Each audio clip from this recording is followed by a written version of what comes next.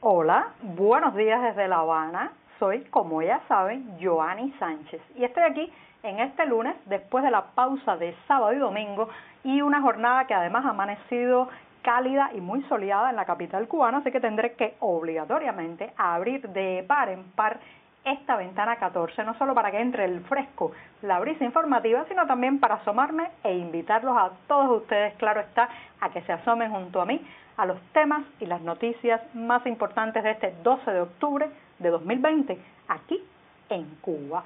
Hoy además es la jornada en que se celebra el Día de la Raza, el Día de la Hispanidad, el Día del Respeto a la Diversidad Cultural. Así que le haré mi propio homenaje hablando esta hermosa lengua que algunos llaman castellano, en Cuba decimos español, esta hermosa lengua que nos une a millones y millones de personas en el planeta.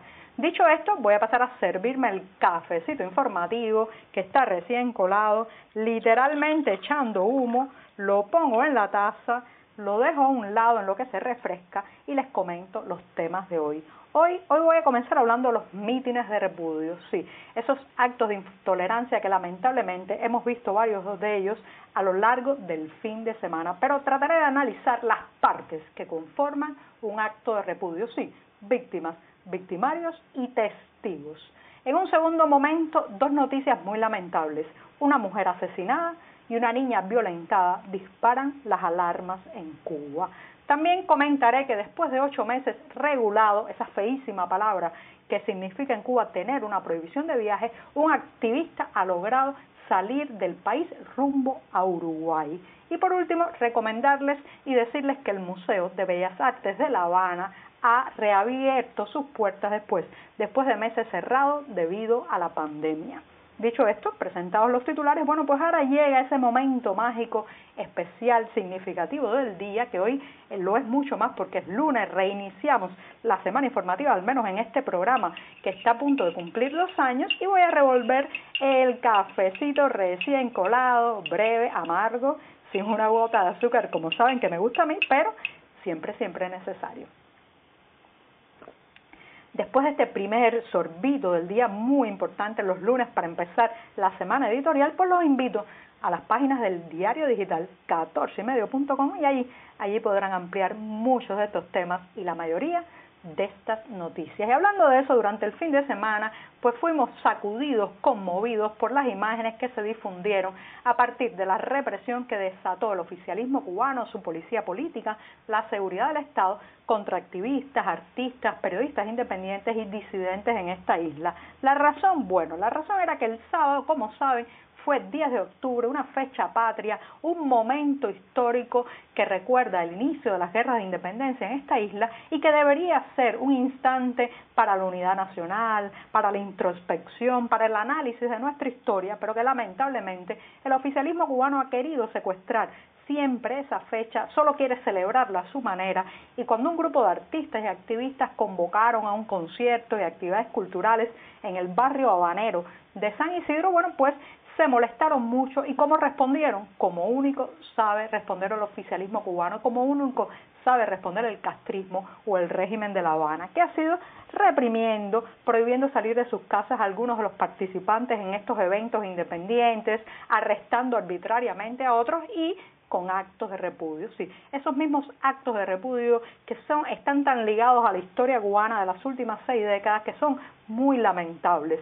Yo sé que ya la noticia de lo ocurrido durante el fin de semana muy probablemente la conocieron a través de las redes sociales, de los medios independientes que ya impiden que estas noticias se barran bajo la alfombra, se escondan de la vista pública, pero hoy quisiera reflexionar sobre las partes que integran un acto de repudio. Por un lado está la víctima. La víctima puede ser que sea la primera vez que se enfrenta a pues un mitin de este tipo, a ser agredida verbalmente y físicamente en plena calle, en la puerta de su casa, mientras camina hacia un lugar.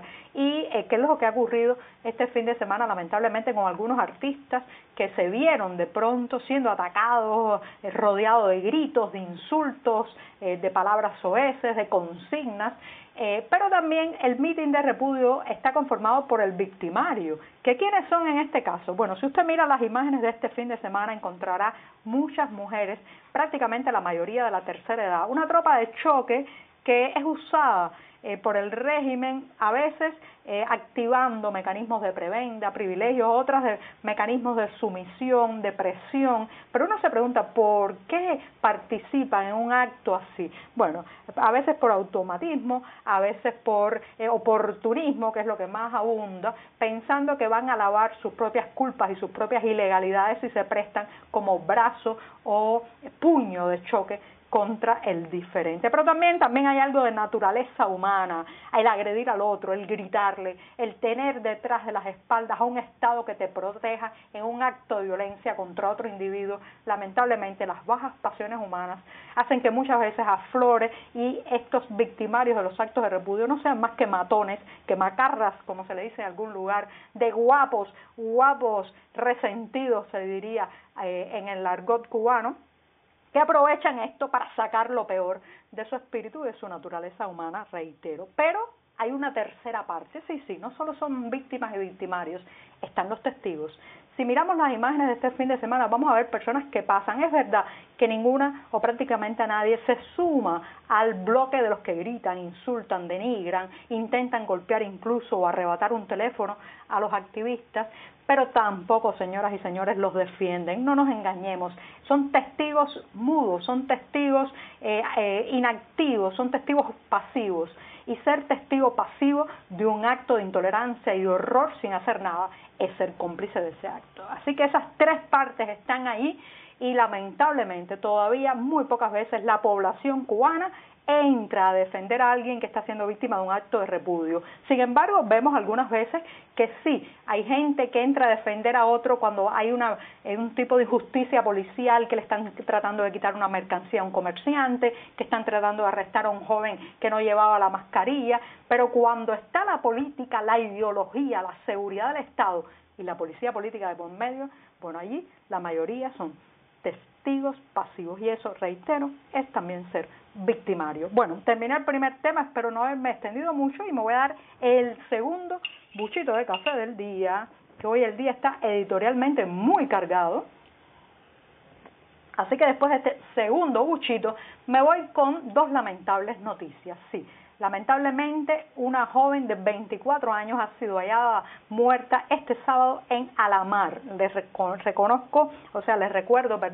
que Alamar es un municipio en La Habana del Este, una zona de bloques de concreto estilo Europa del Este, el socialismo de Europa del Este, que se construyó fundamentalmente en la década del 70 y el 80, y se suponía que esa iba a ser la ciudad del hombre nuevo, pero en realidad es una ciudad distópica, porque la parte urbana es muy mala, los vecinos tienen que trasladarse largas distancias para poder acceder a servicios básicos, y hay unas amplias áreas o zonas llenas de altísima vegetación que se convierten en un verdadero peligro y caldo de cultivo para la delincuencia, violaciones, robos, agresiones de todo tipo. Y bueno, pues este fin de semana lamentablemente esa situación se ha cobrado otra vida en una joven de 24 años. Pero además también se suma a este hecho que se ha conocido a través de la revista independiente La Hora de Cuba, que de la violación de una adolescente de 15 años.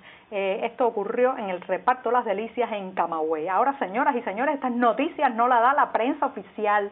La prensa oficial sigue intentando crear una falsa imagen de calma, de tranquilidad, de no criminalidad, de no violencia en esta isla, cuando cada vez son más frecuentes estas noticias. Ahora, usted se preguntará, ¿son más frecuentes porque ha crecido la criminalidad o porque ahora hay una prensa independiente que narra estos asuntos, estas noticias, que, como reitero, los periódicos controlados por el Partido Comunista no cuentan? Bueno, parte y parte. Tengo la impresión de que sí, de que a través de los medios independientes, de los medios no controlados por el oficialismo, están saliendo muchas de estas historias que antes estaban amordazadas y silenciadas, barridas bajo la alfombra. Pero también hay un aumento de la criminalidad en esta isla, en tanto toda la situación social se está depauperando, la crisis económica cada vez más profunda, la insatisfacción, también la falta de valores. Hay un gran deterioro de falta de valores en las nuevas generaciones cubanas, no nos escondamos para decirlo, porque es así, todo el mundo lo reconoce, incluso el propio oficialismo, y bueno, pues lamentablemente en el centro de esta criminalidad, de esta delincuencia, de esta aumento de la violencia también doméstica y la violencia callejera, lamentablemente en el centro como víctimas están muchas veces las mujeres y las niñas cubanas. Así que ojo, reitero, dos lamentables noticias: la muerte de una joven de 24 años en Alamar y por otro lado la violación de una niña, de una adolescente en el reparto Las Delicias en la ciudad de Camagüey, algo que además ocurrió a plena luz del día. Dicho esto, me voy con el tercer tema que les comentaba, tiene que ver con un activista. Si el activista Lidier Hernández Sotolongo había llegado a Cuba en febrero pasado, después de ya vivir y tener una residencia legal en Uruguay, un destino a donde han ido a parar muchos cubanos en los últimos años. Llegó a Cuba y cuando intentó regresar a Uruguay, bueno, pues le comentaron que estaba regulado, esa feísima palabra, ese vocablo del castrismo, ese neologismo o neolengua que tanto se usa en Cuba y que significa que usted tiene una prohibición de viaje. Ahora, ¿por qué le impidieron viajar durante 8 meses, 8 largos meses a Lidier Hernández Sotolongo? Porque se le ocurrió comportarse como un ciudadano y hacer una protesta frente a la embajada cubana en Montevideo, bueno, pues exigiendo respeto a los derechos humanos, libertades en la isla. Cuando entró a la isla justamente a visitar a su familia, le cerraron la frontera y ha pasado 8 meses hasta que este sábado finalmente pudo salir rumbo a Uruguay. Felicidades, Lidier Hernández, ha sido una larga batalla la que has dado y lograste el objetivo. Todavía quedan muchos regulados en esta isla, así que demos la batalla también por todos ellos. Y me voy rápidamente pues recordándoles que ya ha reabierto sus puertas finalmente, después de meses y meses cerrado debido a la pandemia, el Museo Nacional de Bellas Artes de La Habana. Ahora, en esta reinauguración, pues cuenta con 2 muestras transitorias. Una de ellas con el título Firmeza de Marta María Pérez, que reúne fotografías y videos. Y la otra bajo el título de La Habana, que es una exposición colectiva. Así que reitero, el Museo Nacional de Bellas Artes de La Habana ha reabierto sus puertas este 9 de octubre. Y con esto me despido esta mañana. Muchas gracias.